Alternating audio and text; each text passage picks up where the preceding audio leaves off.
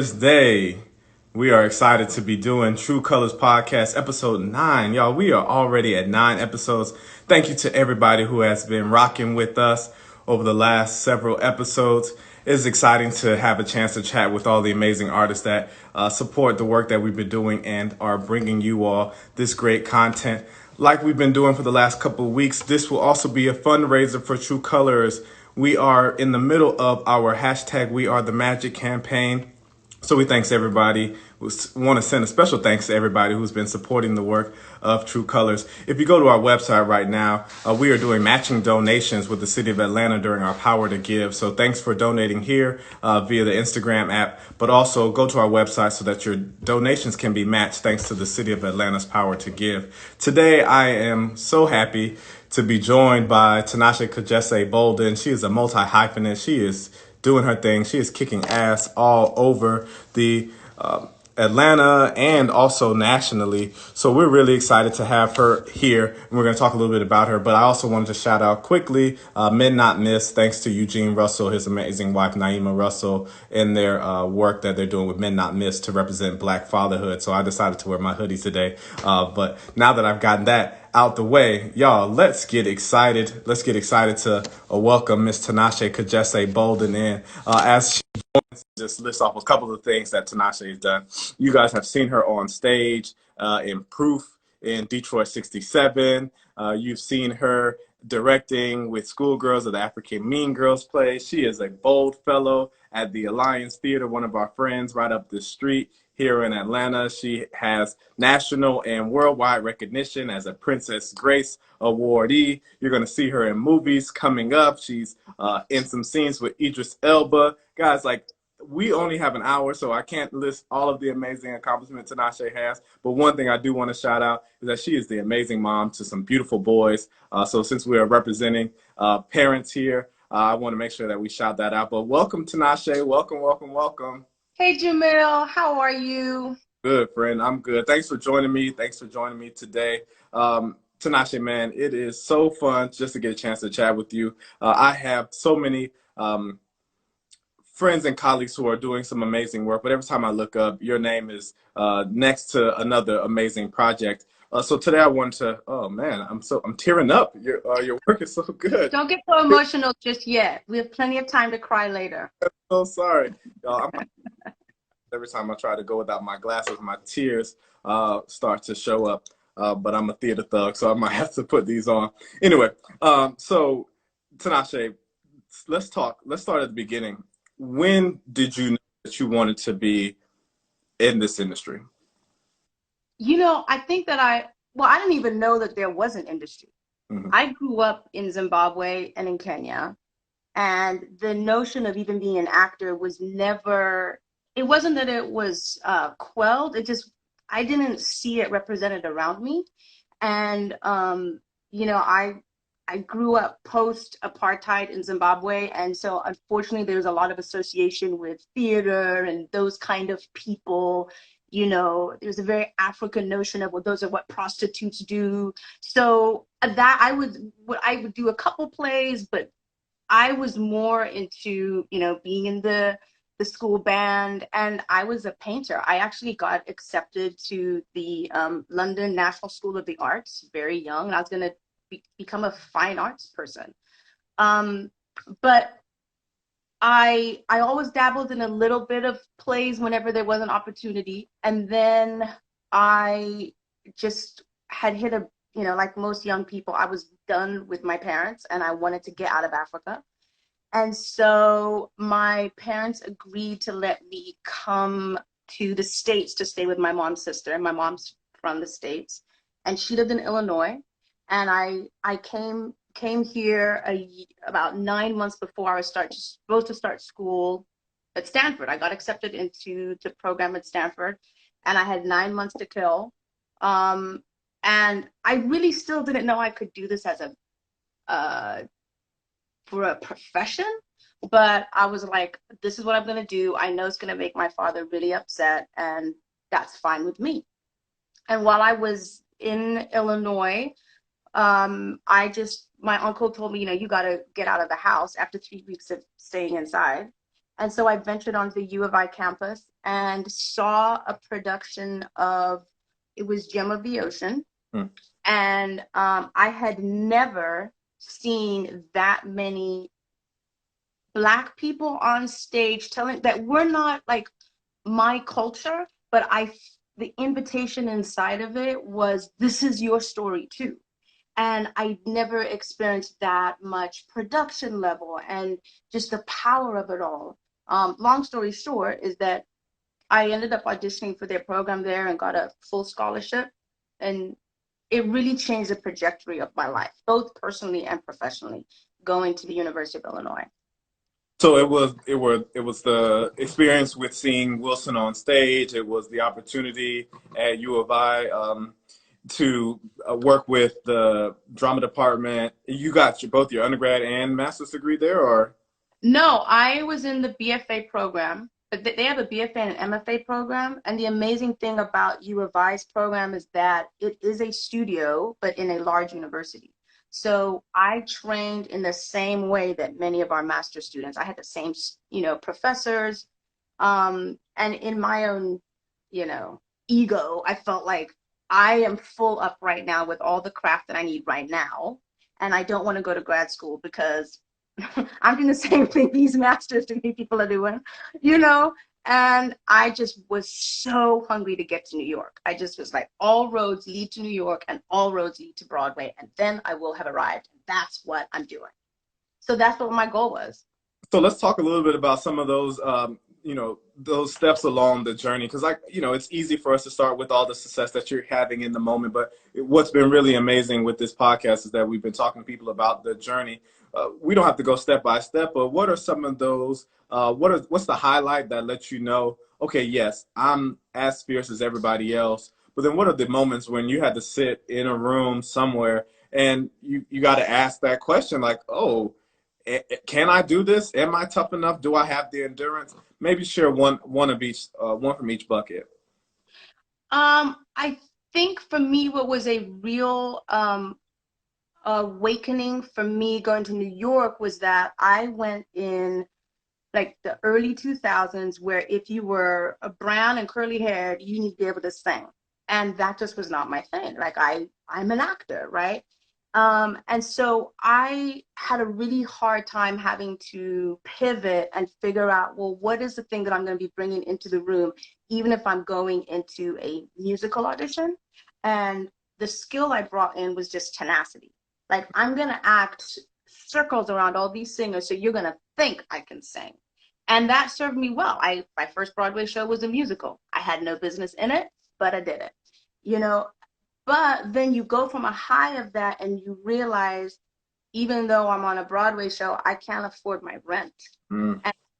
And you deal with that emotional recalibration of, I'm doing the show at night and I still have to do a day job. And that was really I was really humbling. And there were many nights where I thought, why am I doing this? There's no other mountain I can climb. Isn't this the mountaintop? And that's when you start thinking, why am I doing this? And and really for me, I started changing. It can't just be about going from show to show to show, but what is the legacy I want to leave? And who are the people I want to reach? And what is the conversation I want to change, not just in my community, but in other communities? And that's when I know the shift happened for me about what is my power in the room. Mm. And once you start losing power as an artist, you start losing purpose. Mm. So I had a long period of years where I struggled between making deposits into my financial account or into my creative account. And I was always torn between the two. I might book something that paid my rent, but I wouldn't want anybody to watch it, you know? Or you do these great projects where you just feel like you're pouring your soul out every night, and people are coming up to you afterwards and thinking their lives were changed, but I'm now going to a shift of work after this because I can't afford to keep this up. I don't know if I'm answering your Yeah, question. absolutely. I mean, like, the things are like, I'm excited, and I'm like, because you're just dropping these amazing like just gems and these things about filling up your financial bank, but also filling up your creative bank, and how do you navigate that? And I think that's an amazing thing. And I want to come back to that, but I love what you're talking about. Being tenacious and how tenacity has driven you and how far it's taken you, but also recognizing your power in the room. All those three things are the ones that popped out to me with what you're saying, and it makes so much sense in watching your the journey that I know of. I've we've been together, we've known each other for about 3 years now, but I can see those things playing out, and it's such a gift for you to share that with other people. So just thank you for that. Uh, Talk a little bit about um, tenacity, and especially in a body like yours, like a brown woman, curly hair. Uh, Sometimes that can be intimidating for some people, right? Or some people want to reduce your power in a room because of the body that you inhabit. Can you speak to a little bit to how your uh, tenacious nature has served you? And then what are some of the roadblocks? How have you had to sidestep people who want to put that and use that as an impediment to giving you everything that you deserve? You know what really can be a trigger, I think, for a lot of actors, but specifically actresses, and more so actresses of color, when you talk about this, the body, your body. And for so long, how we look, our industry is the one industry where you can still discriminate based on somebody's appearance, Yep. right? And especially as an actor, that was one thing I was like, I can't change this, right? And to some people, it was, oh, well, of course you're going to get all the work because you're light skinned and curly hair. And then it's like, well, you're never going to be the lead. You're always going to be the best friend. You're not tall enough to be convincing in a Shakespeare. So of course you're going to play the squire, And so I was told no, or not yet, or somebody else a lot of the time. And so what I learned was that don't wait to ask for acceptance. Just go after it before they've even formulated who should be in this role. So the minute I would find out that a show was about to get produced, I would send my headshot and resume out before the casting call, because I was like, I don't want you to start forming your opinion of what this role should be. I'm going to tell you what it should be. And I found that that was really born from being at the University of Illinois and realizing that I had had this advantage of growing up around people that looked like me. And I never felt that the fight was a fight of race, it was a fight of class. Mm. And when I went to the U of I for the first time, I was in a predominantly white setting. And I saw how the Black students would agitate the creative leaders to say, what you're picking out is not serving us. And it really taught me to challenge what other people's opinion or perception was. But it's scary, right? It's scary to put yourself out there and then not have all the answers and not sure if you're the right person for it. So I think the tenacity served me in that I I always wanted my work to speak for me. And I'm still like that. I'm married to someone who his personality gets him into the room, and then people are like, "Oh, wait a minute, did you come into audition?" And for me, for me, I'm like, I don't even want to talk to you until we've done the work. That's my passport. But man, I'm just going on a tangent, Jamil, because I'm like thinking of so many rooms that I've gone Girl, into. think about it And like what it is, man. This is just me and you kicking it. We got a couple people watching. Thanks for everybody who's watching. Thank you guys for your continued support of True Colors. It is because of people like Tinashe, the magic that is just like some people don't get this opportunity, Tinashe, right? Like they don't get this chance to just to chat with artists. So like don't stop yourself. Like let's just talk. Let's flow. This is you know this. what? But you know what I also know, Jamil, is that people don't understand the story behind each artist, Right. right? And we bring that with us into a room. You bring trauma, you bring joy, you bring victory, you bring all those things into a room. And it's when we're afraid to share that when we're afraid, and it's not that we're going to prostitute our, experiences, just to get a job. But if you don't let those scars and stumbles and victories inform how you add DNA to this character, then it's just not an authentic experience. And I think that's what people relate to. It's gonna fall flat, and no one is looking for that. No one. That's not why we go. That's not why we go to live theater. No, and I also think, oh, go ahead. No, so that's not why we go to performance in general. We don't want to see. We don't want you to leave it at the door. Like that's not. We can that shit don't fly. Yeah, and there was also this thing that's happened to us is that reality TV gave people this false sense of what reality is. And they gave them this appetite for what they think reality is, and they don't want to see these characters, right? Yeah. People want to know exactly who you are the minute you walk into the door. And so what I always tell my students or actors in a show, I cast you because of who you are. So now you elevate yourself up to that character. But don't lose who you are on that journey. And I think you look at any of these great character actors, there's always some essence about them that is still there. That's the through line. That's why we trust and will go on that journey to believe that you've become this other person. But it's just not denying your own story. Yeah, word. So Tinashe, you bring you everywhere you go, and you have found yourself in rooms, and you find yourself wearing different hats, which is one of the things that I admire about you. I used to have a little signature line, and the wearer of many hats, and then I met you, and I was like, I had to delete that. There's somebody who's wearing way more hats than I am. Can you talk about what that navigation is like for you?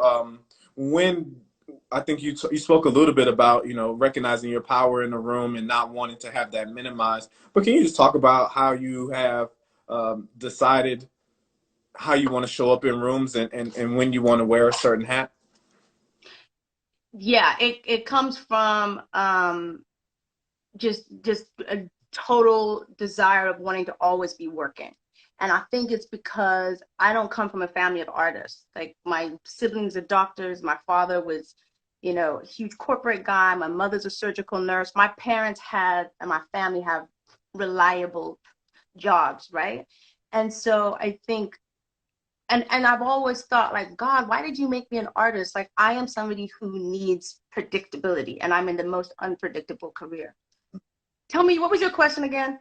You're you're on it. Like, how are you navigating? Navigating. Right. So, it's navigating. It's also just trying to keep as many things going at the same time, but realizing that I need to focus on some things more than others. So there's going to be some stuff that's just going to take preference and be front and center, and having a support that can help me achieve that. And I think that a way that I navigate is by really clearly defining what I can offer to a situation and keeping myself accountable, and those people that I engage with saying, hey, this is what I can bring in this amount of time. And not being, I mean, I'm not always successful at it. I think that's the thing I had to learn is letting go when I feel like I failed, letting go when I feel like I've missed this and that with my kids and feeling really bad about it. And then, or letting go of stuff where if I show up in a production meeting and I'm asked a question and I remember that I did not look at the Dropbox the night before and I have no idea what my lighting designer is talking about. So I think that a way to navigate is by being transparent, by staying in the moment. I'm not really sure what this question's about. Can you help me understand this better? And not being afraid of that, of not knowing, not being afraid of not having all the answers.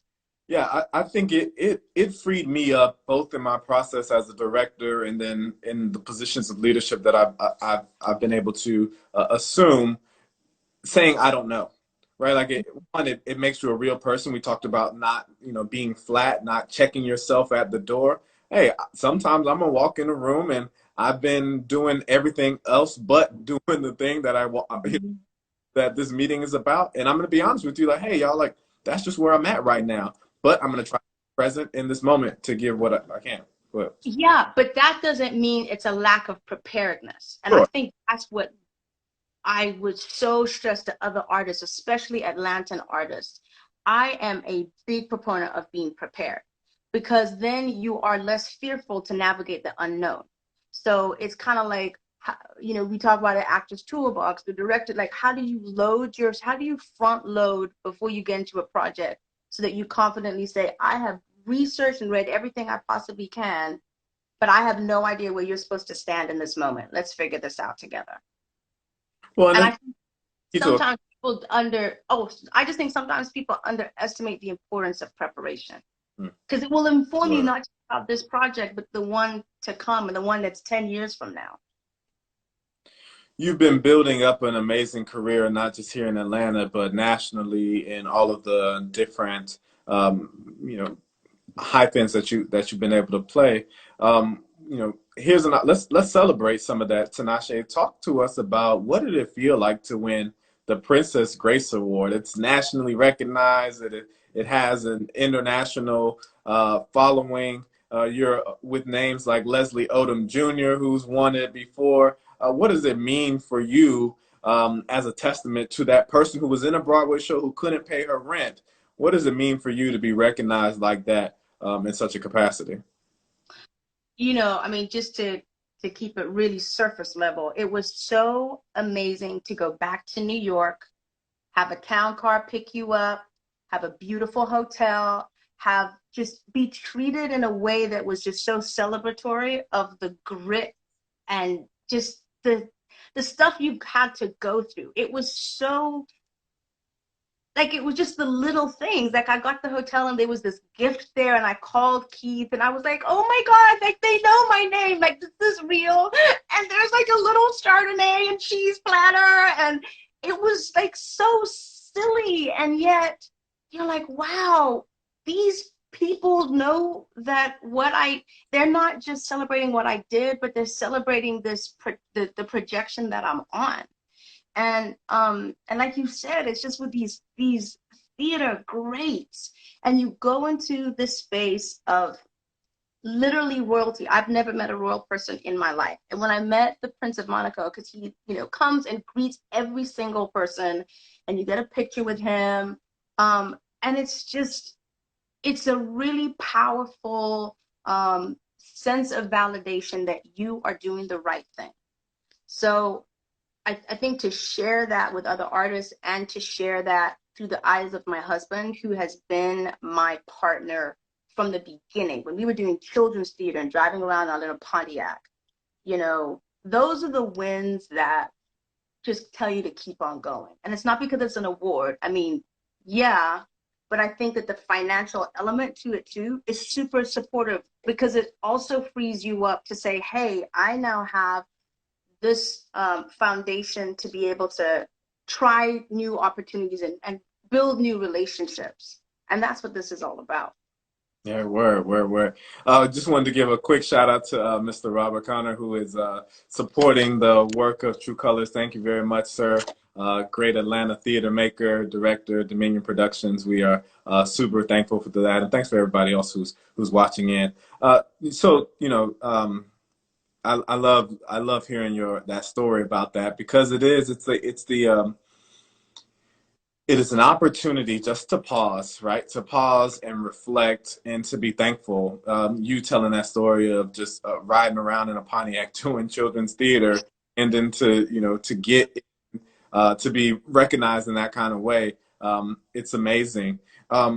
We've been talking a little bit to people about, this moment, right? Like we are all watching this because we're all stuck at home, but we're working and we've been trying to build up some stuff. I was speaking to uh, Ken Davenport a couple of days ago and I talked about, the reason why I feel like even on the days when I'm not interested in, being focused or the Zoom meetings are getting too plentiful, it's that feeling of being on stage again, giving a curtain speech, being the last thing that separates that audience from getting to see that play, but also feeling the excitement of the actors backstage. I love being in that middle, that intersection between the two.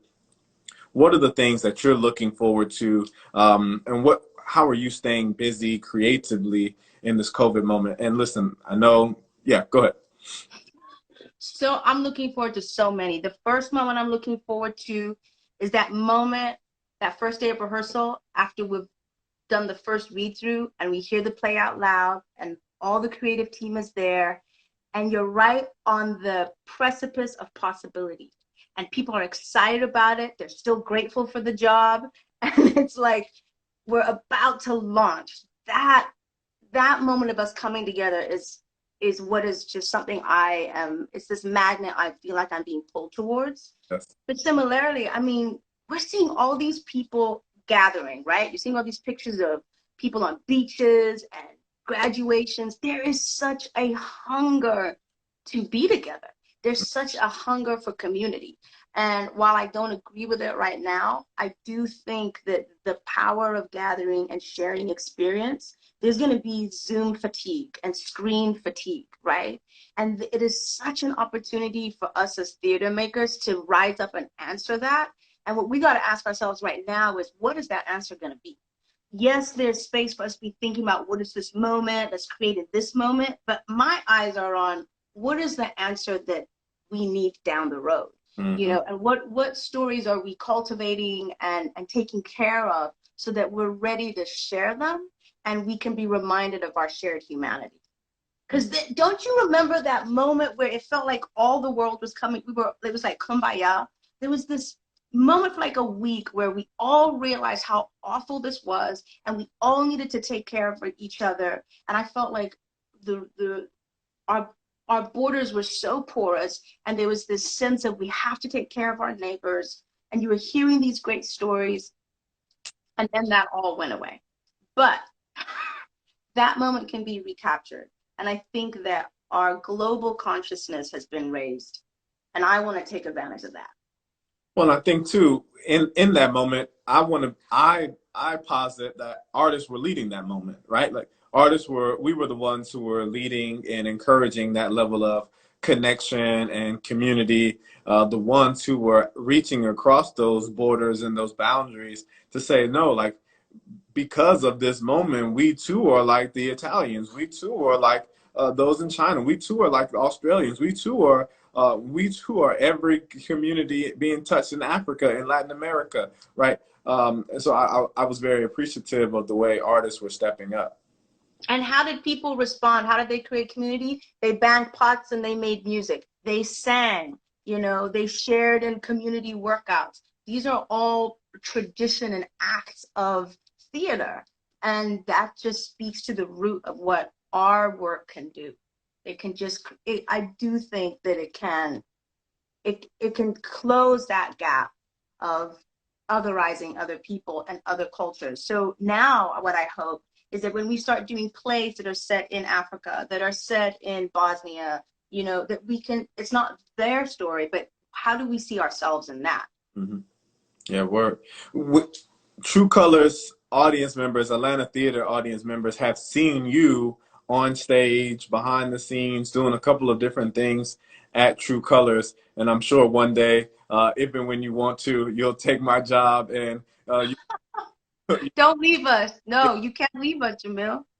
that we need. But talk a little bit about the work that you've been able to do at True Colors. What things stick out? Is it a Detroit 67? Is it a proof? Like, what are those things that stick out from your time in the various capacities you've played at True Colors? Detroit 67, I mean, it was the first show that I did in Atlanta. Mm. So for me, it was like the gift of first, but also the the insecurities you got to get over being the new person in town and the whole cast. I mean, that whole cast knew each other, and it was like Atlanta's must know Tanya Jackson and E-Raj and Enoch, you know, and so it's a little intimidating to walk into a room where everybody knows each other. And again, like I just used my own feeling of being an outsider. I just fed that into who Shelby, you know, she felt like she was an outsider in her own family. Mm-hmm. And so I found a way just to bring those feelings I had and turn them into a creative choice. And I just loved working with Camilla Forbes. I mean, there's something about working in a room with a director who she just creates a safe space, and she was exciting and thrilling. So that was great. But I think for me, one of the roles that just I think about often and it comes back to me often was Proof. And I think it's because there were so many things going on in my life personally that seemed to just intersect with this role of being this older sister. And I was 5 months pregnant when I was doing that play. Um, so that was a real balancing act for me. And it was a test on, can I have a family and be an artist and take care of my family, and serve this role, So that was a challenging time, but it was fun. Like, I just loved that role.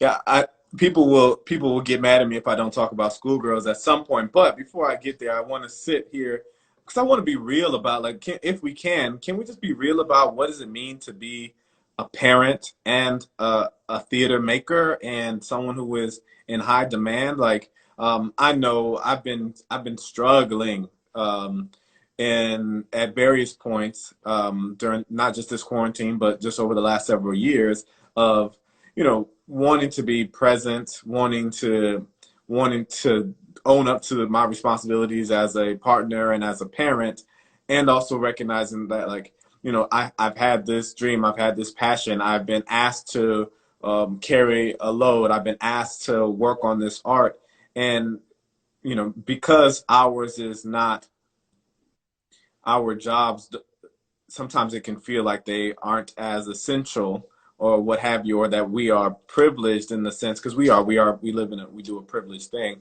but it's a calling, right? Mhm. Uh, can you talk about how you've navigated that, um, wanting to be present, but also knowing that you've been called to do something else? Yeah, there's a lot of nights where I gotta check my frustration because I feel that, like, I put my career on hold for many years to carry the child, to take care of my kids. Mm-hmm. And I always, even though I have a partner who always said, hey, go after it, do whatever you want, I oftentimes would say no to work, because I did not want to be away from my kids, or I felt like, I just did something I shouldn't. This was my first one with my first son. Um, and so I really pulled back on a lot of opportunities because I was afraid. I was just afraid that I wasn't going to be a good mom. And then, um, with my second son, things had started to really move for me in my career here, and things were just popping off. I mean, I was shooting Henrietta Lacks throughout most of my pregnancy. I then was doing Proof, and then found out that I was going to direct Eclipse 4.5 weeks after he was born. So there was just no time to rest. And I just started working so much, I felt like if I don't take advantage of this time now, I'm going to lose this. Mm-hmm. And the good thing is that then it just, like, work begot work, more work. That was also a problem that I'm still trying to figure out and how to navigate. But it's hard. If nobody tells you I don't want to be the person that's complaining, oh, I can't be there because of my kid. I don't want my kids to be looked as like an excuse. But I also want to go after. I'm a woman of a certain age, and there's not a lot of work that's down on the other side that if I don't start creating it and building those relationships and laying that groundwork now. I see it that way. So I'm working hard right now so that I can set up a career for me that I think was just destined to happen and flourish later in my life. I do think that. Lauren, my wife, she challenged me all the time on like, what can you do to change the culture so that those things that seem to be impediments don't have to be impediments for anybody else. So, we are trying to find ways to be a little bit more flexible. How can we bring kids into workspaces? How can we make sure? Because artists like you, we don't want you to have to create.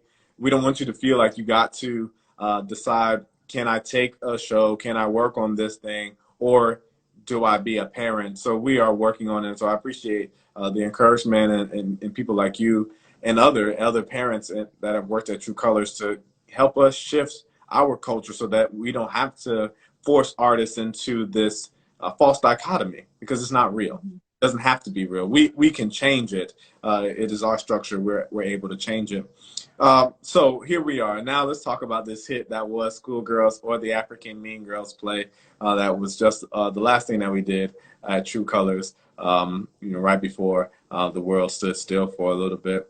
Um, One thing that Jocelyn Beale, the playwright, said during the closing toast was that in her wildest dreams, she didn't imagine seeing the stories that she wrote reflected back in the audience.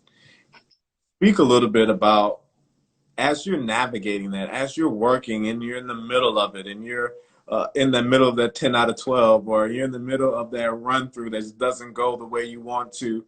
Um, how do you see like that end result of having sold out audiences and people experiencing the art the way in which you had intended? Can you speak a little bit about like what is that birthing process, and how can you in delivering it to an audience that you know is going to appreciate and receive it the way you intended? I think so much of that is born and nurtured out of how we make the ensemble. And if we don't find that joy, that love, um, that fulfillment in the work at the beginning, and really protect that and grow that feeling and that connection, it's not going to just automatically happen when an audience comes. And so for me, usually within the first week and a half of a show, I get a gauge of how I think an audience is going to feel. And I think a lot about, how do I want an audience to leave this experience? I want them to feel like, yes, we've agitated them out of their comfort zone, but we have given them this possibility of a whole new landscape that they may not have thought about. So what are ways that we can, what's the invitation inside of our experience? But I don't think that can be manifested just by the blueprint of the script. It has to be a genuine thing that happens amongst the actresses. And that's why, for me, I think there's something really exciting about bringing together a group of women who might not have been, who are hungry for it, right? Or bringing together a group of artists who might have been overlooked. And I always am really intentional about thinking who is yes creatively ready for this, but their hunger is going to drive them to seek every opportunity of connection. So we had a lot of bumpy roads in that experience. And I think the bumpy roads were necessary because a lot of the women found that, yes, this was a play that was inherently a comedy, but its backbone was on so many deeply painful lived experiences that all of these women had. And they were all such a diverse group of women. And so we knew, just based on the diversity in this room, that's going to be reflected in our audience, and our audience is going to come and say, oh my god, that is exactly how I feel, and I'm having the same issues with my sister who doesn't understand, so I'm going to bring her so that we can talk about this play, but what we're really talking about is each other. Mm-hmm. Yeah. You're the first director that I've been able to have a chat with on the podcast. So I want to talk a little bit about just directing, since the directing is a lonely profession, right? Like we are often the only ones in the room, and as lead curators, we are the ones who are helping to set the vision. I want to talk a little bit with you about what's your process, from the moment that you get a script, Mm-hmm. process on communicating the vision that you create in your head to all of the various collaborators that you have to do. Um, have Do you have a set one? Does it change based on your play? And go. What I know about myself is that I am just drawn like a moth to the flame of like these small intimate moments of human connection and interaction. And so when I read a play, I just read it and I flag, oh, there's the relationship. Oh, that's when the relationship started to fragment. Oh, there's a relationship again. I noticed that that's how I process a play, is the relationships that come together, the coming together and the breaking apart. And then I read it again just to see, well, what are the circumstances that caused that? So I start to then pull back, right?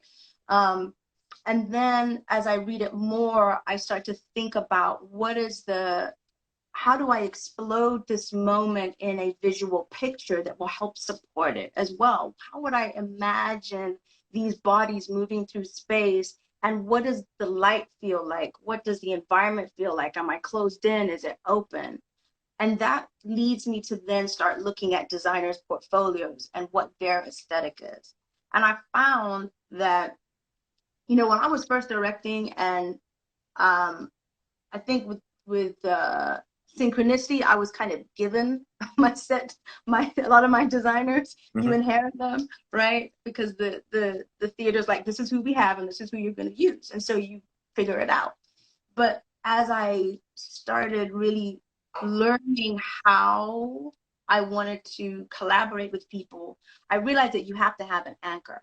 Every designer is super important. But for me, the set designer is my anchor because that's the audience's first experience with a play.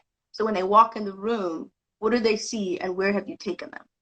Um, so I always begin with that conversation. And then the lighting and costume designers, the costumes are this, how are we telling this language through material and where is the overlap with other elements on stage? And I've really found that, I mean, it depends on the show, but Yeah. I don't to think of it as a costume, but more as clothes. And so how do we make sure that there's real ownership amongst the actors? And I will say this, Jamil, I know that my experience as an actor has just truly informed the way that I communicate and interact with designers. And also my experience with architecture, because I have a degree in that, in interior architecture. So my comfort about talking about material surfaces and how they make us feel, how a bumpy surface makes an audience feel. All of that just comes into play so that what my job is, like, how do I unearth the most useful tools to tell a given story and then inspire this team of collaborators that I've put together. And I don't see my job as like, so once I'm done with my team, then my job becomes a pace setter, right? And so how do I make sure that I am editing things and I'm cheering people on, but I'm also keeping us on pace towards this vision that I ultimately have. That's beautiful, man. That's really great. Um, again, I love talking shop to artists. So again, thanks for everybody who's sticking around. It always feels like these are like living room sessions and salon sessions. So I really feel like sometimes I'm taking advantage. So I do want to remind everybody, if you have questions for Tinashe in about the 10 minutes or so that we have left, please go ahead and drop them here in the chat. Thanks to Jeff for your donation. Really means a lot. Appreciate it. Thank you, everyone who's been leaving some really great comments as we talk. Tinashe, you talked a little bit about setting pace. You talk a little bit about bringing your full self and all of the knowledge and intelligences that you have help you communicate as a director, and it makes you a more dynamic director. Can you talk about the ways in which you are? How do you learn? How do you grow? How do you get better? How are you challenging and pushing yourself? Because it seems like it could be real easy to rest on your laurels. You've had an amazing career up until this point. You were receiving the accolades. But what is it outside of your own tenacity, which I think is great? But how else are you pushing yourself forward and learning and growing your craft? A big part is trying to surround myself with people with more experience. So as I'm able to choose my own designers, just really going after um, folks that just got far more experience and have worked with huge, wonderful, amazing directors. Um, that's one way. Also, the wonderful thing about my position at the Alliance is that I can go and sit in on rehearsal spaces with visiting directors. And what a gift. Because like you said, what we do, it's a very siloed experience of the theater. And so to go in and sit down and hear how other directors are communicating, what is working, how actors are responding, how they get over stumbling blocks. Um, that's been really, really encouraging to me. And reading. I mean, I'm reading every book that I can on directing and also just on humanity, you know? And I think those that's what I'm doing right now. Yeah, What yeah. I wish I was able to do would be like to go off and take a whole bunch of courses, you Hmm. know? I am definitely somebody who loves to be in a classroom. And so the only thing I can do right now is try to create a class, be in a classroom of the rehearsal space. What shout out a book. What's the directing book that you're really enjoying right now? Yeah, so I've been reading like I mean the oops, ignore the falling lights. Like the Anne Bogart's an actor, director prepares is really a great read. And also the open space, oh yeah, the empty space. Yeah. Peter Brooks, The Empty Space.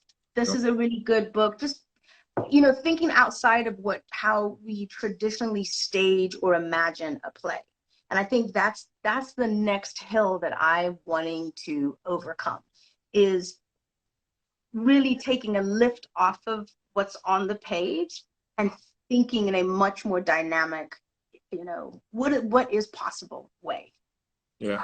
The one that I always return to, and I try to reread it every time I go into a rehearsal hall, and sometimes some more successful than others. It's Notes on Directing. I believe it's written by Frank Hauser and Yes, or something like that, right? I have the Kindle of that. Yes, yes.